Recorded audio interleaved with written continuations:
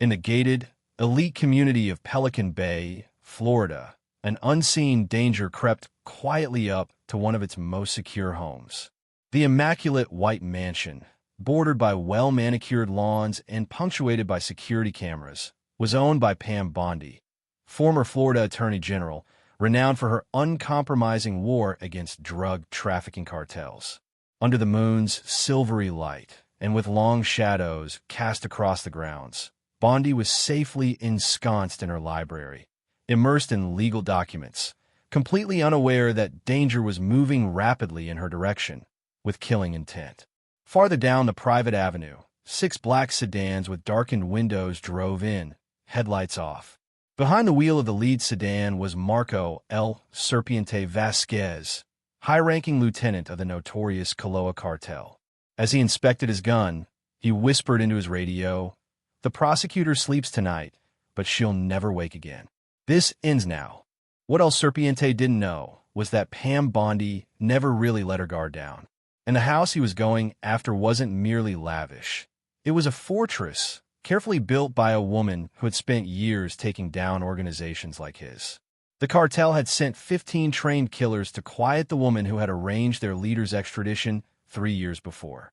But they were soon to learn the cost of underestimating a U.S. prosecutor who had received more death threats than most generals. Over 8 years as Attorney General, Bondi was a tireless force against drug networks, her composed television presence hiding an iron will. Even in semi-retirement as a legal advisor, she had stayed on her toes. The FBI had been issuing encrypted alerts for weeks. The cartel was waking up. Responding to those alerts, Bondi had turned her idyllic estate into a security wonder. The stylish facade hid layers of top-rate protection. Motion detectors covered every square inch of the 3-acre compound. Bullet-resistant glass protected the windows, and a secret panic room was filled with provisions and direct federal communication lines. Sitting at the center of it all was her trusted private security detail. Michael Reeves, a former Navy SEAL, Sarah Chun, a retired NSA cybersecurity specialist, and Robert Decker, a Marine with a medical background. Movement at the north perimeter came Michael's calm but urgent voice through Bondi's earpiece. "Multiple vehicles, no headlights. This isn't a social call." Bondi set her laptop aside and moved to the window, staying in the shadows. "How many?" she asked, steady as ever. 15 heat signatures. Armed. Cutting power lines now. A small smile tugged at her lips. "They think that'll help." The house was equipped with backup systems for such an eventuality. When the lights went out, the generators went on seamlessly. But the team did not turn on the outside lights. Let the burglars think they'd gotten the best of you. "Miss Bondi, I think you should go to the safe room," Michael said. "Not yet," she said, drawing a small automatic from her desk. "Let's watch what they attempt first." Bondi's calm wasn't theatrical, it was earned. Years of prosecuting high-profile criminals and surviving threats had made her not only vigilant but prepared. Outside, El Serpiente deployed his teams. 5 would attack from the front, 5 from the rear, and 5 would secure escape routes. They advanced silently, signaling in the dark. The mansion looked abandoned, defenseless. "Keep in mind that we have proof for the boss," El Serpiente said to his second-in-command. "Photographs make it sloppy, so everybody learns the lesson." They did not know their every step was being observed, followed, and analyzed. Heat-sensitive infrared cameras watched for heat signatures. Pressure plates and lawns counted their steps. Bondi's unit had prepared for this day. The first group approached the front gate, left intentionally ajar. Diaz, El Serpiente's lieutenant, hesitated. "Too easy," he whispered. "Something's not right." "She's a retired politician, not a general," El Serpiente snapped. "Security probably forgot to lock it. Move." Inside the control center, Michael and Sarah observed. "They're taking the bait," Michael said. "Audio sensors confirm Spanish, definitely cartel." "I'm recording everything for FBI use," Sarah added. As the first cluster passed the gate, silent alarms went off. Michael's finger rested on a button. "Miss Bondi, they're past the perimeter. Your call." Bondi did not blink. "Let them get halfway up the drive. I want them committed." The invaders moved up the curving drive, guns drawn, confused by the absence of resistance. When they were at the midpoint, Bondi signaled.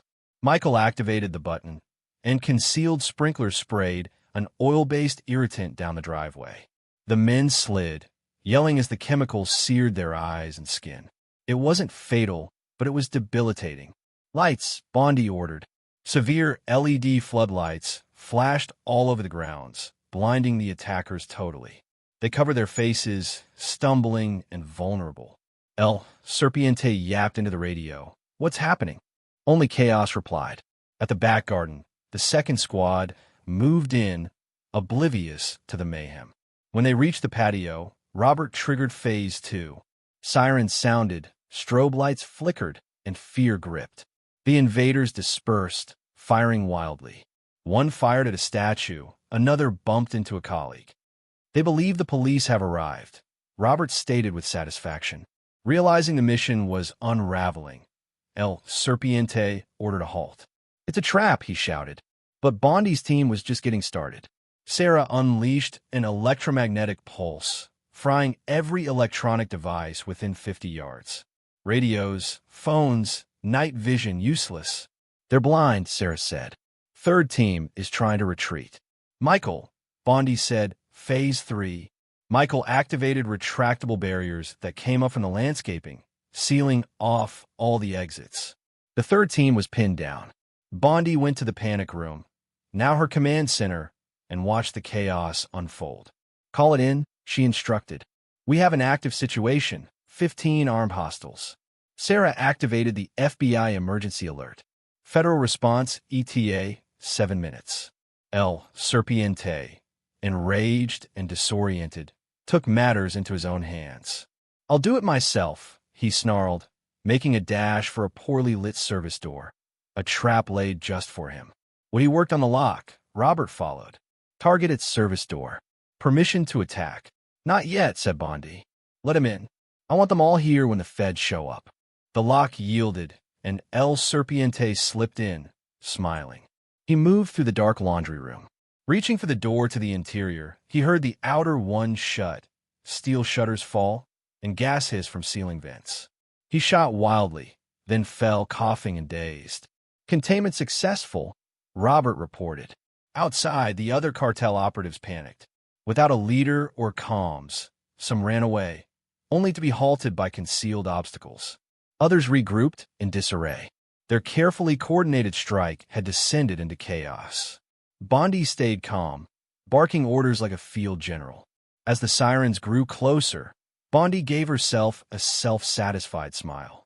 "Sarah, get the footage ready for the FBI. Michael, keep all defenses up until each sector is clear. Robert, stand by to treat the injured. Everyone is entitled to treatment, even them." The cartel had dispatched 15 trained assassins to kill one woman. They were outgunned, outmanned, and would soon be brought to justice. And Pam Bondi hadn't had a fire shot. Federal agents arrived in force, sweeping through the property, securing the remaining cartel members. FBI Special Agent Derek Thompson, a longtime colleague from Bondi's Attorney General days, approached after the all-clear. Bondi met him at the door, her expression calm and in control. "Madam Attorney General," Thompson said, impressed. "Your security measures are extraordinary." Bondi smiled faintly. "I've made enough enemies to make the investment worthwhile, Agent Thompson, though I hadn't hoped they'd be quite so brazen." Together, they approached the command center, where the remnants of a thwarted invasion were being recorded. One concluded not in terror or bloodshed, but in the subtle, relentless force of forethought. Thompson shook his head in awe. 15 cartel assassins, and not a single one made it through your outer defenses. El Serpiente was the only one who even reached the building, and he strolled right into a trap. That service entrance was constructed specifically for that purpose, Bondi said. "Everyone always searches for the path of least resistance. We just gave him one that appeared weak, but was actually the most secure." In the circular parking lot, the cartel members were processed by FBI agents. They were still shaken by the chemical irritants. Others had the injuries from having tried to hurry away. Handcuffed now and in the back seat of an FBI van, El Serpiente's eyes spat their venom at Bondi as she emerged from inside. "You knew we were on our way," he snarled in accent-heavy English. Bondi walked up to the car calmly, her security detail observing but giving her room. She stared him straight in the eyes. "Mr. Vasquez, I've been waiting for someone like you for years." The only surprise was how amateurish her plan was. Her voice was calm, nearly chatty. When you try to kill a prosecutor, you should expect that they know the meaning of layered defense. El Serpiente spat at her feet, missing. "The cartel doesn't forget. Others will come." "They already have," Bondi answered coolly. "They're all serving multiple life sentences. You'll have company." As she turned away, Special Agent Thompson handed her a tablet displaying the latest intelligence from the cartel members' phones and gear recovered from their vehicles. "This wasn't personal," Thompson clarified. "According to the numbers, it was a personal directive from Xavier Mendoza himself." Bondi furrowed an eyebrow. Mendoza was the newly installed chief of the Kaloa cartel, taking over after she assisted in prosecuting his predecessor. "He must be getting desperate," she said. "Sending men this far into American territory?" "Desperate men make mistakes," Thompson nodded. "This gives us enough to justify a much broader investigation. And the intel we're pulling from these arrests could set his operation back years." Just then, Michael approached, offering Bondi a secure phone. "Director Davis from Homeland Security is on the line, ma'am." While Bondi took the call, the larger implications of what had occurred that night came into focus. What the cartel had meant as an act of terrorism had become a disastrous blunder. A dozen of their best agents were in custody, direct connections to Mendoza revealed, and new federal investigations already pending as a result of evidence found on scene. Outside the gates, news trucks had started to congregate, alerted by police scanners and the massive FBI presence. By dawn, it would be a national headline, not of an expected cartel attack, but of a failed operation that betrayed the organization's weaknesses. "The director wants to provide you with more federal protection until things calm down," Michael told her after she finished the call. "That will not be needed," Bondi replied. "The strongest protection I have is making it clear to the world what actually transpired here. Cartels are run on myths and fears of being unbeatable. Tonight we broke both." As morning broke over the property, federal cars carried the remaining captured men off. Crime scene investigators recorded the high-tech surveillance system that had defeated the attackers. Sarah, her tech team head, recorded video from multiple angles so prosecutors would have watertight evidence. From her balcony, Bondi observed the controlled anarchy below. Relief flooded her, but so did stern satisfaction. For years, she had weathered threats and intimidation. Tonight had served as justification for every choice to hold fast. "They should never have come here," Roberts said, offering her a coffee. "No," she agreed, taking the mug gratefully. "But I'm almost glad they did. Now, people will understand. These groups can be beaten. They can be outsmarted." Down below, El Serpiente was loaded into a high-security transport. He glanced up at the mansion one last time. He had envisioned leaving in victory. Instead, he was in chains, watched silently by the woman he came to kill, untouched and unafraid.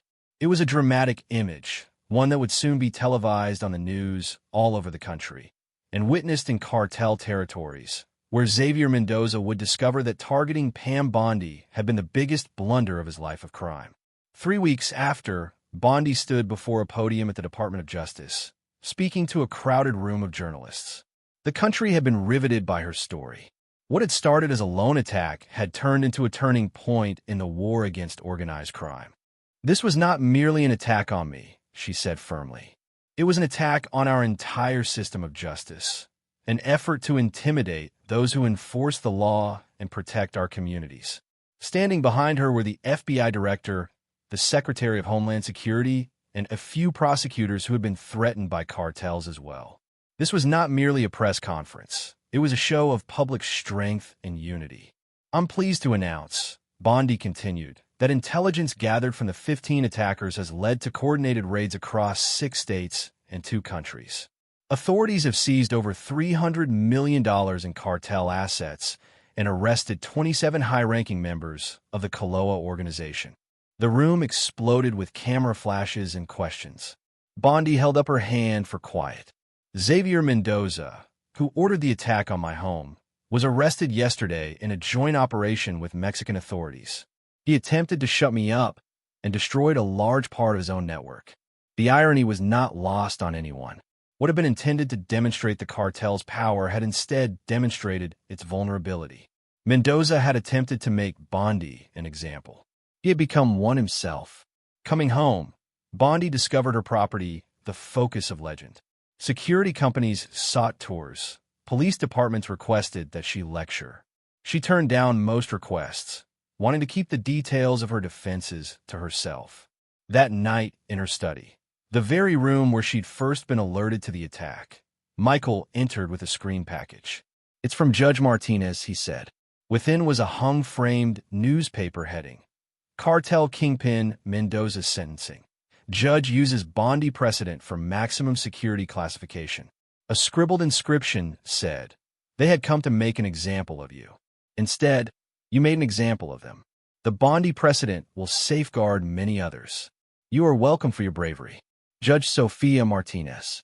Bondi smiled and set the frame on her desk. She had encountered thousands of threats over the course of her career, but that evening had put to rest any questions about whether holding firm was worth the price. A week later, a few current and former state attorneys general came to her home to talk about how prosecutors could protect themselves from similar threats. The mood was courteous, inquiring, and solemn. "The most critical thing to know," Bondi instructed them, "is that physical security is just half of it. What truly beat the invaders was preparation, intelligence, and knowing their thought process." She explained her department's philosophy, not merely putting walls and cameras, but anticipating what the enemy would think. They anticipated an easy target, an older prosecutor now living in ease. What they received was a planner who prepared for them. One of the visitors, a new Texas attorney general, spoke up with a question on everyone's lips.